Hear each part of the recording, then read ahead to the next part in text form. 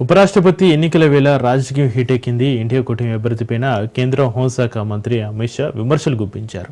Justice Sudarshan రెడ్డిపై అమిత్ షా సంచలన వ్యాఖ్యలు చేశారు.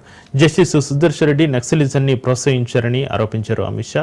ఆయన ఇచ్చిన సల్వాజుడం తీర్పు వల్లే నక్సలిజం పెరిగిందన్నారు. సల్వాజుడంపై తీర్పు ఇవ్వకపోతే 2020కు ముందే దేశంలో నక్సలిజం అంతమయ్యేదని అమిత్ షా స్పష్టం చేశారు. कांग्रेस के केरल में जीतने की जो बची कुची संभावनाएं थी वो नष्ट हो गया, क्योंकि ओपोजिशन के प्रत्याशी श्रीमान सुदर्शन रेड्डी वही है जिन्होंने वामपंथी उग्रवाद को, नक्सलिज्म को मदद करने के लिए सलवा जुडम का जजमेंट दिया था। और सलवा जुडम का जजमेंट न होता तो वामपंथी उग्रवाद 2020 तक समाप्त हो गया। कांग्रेस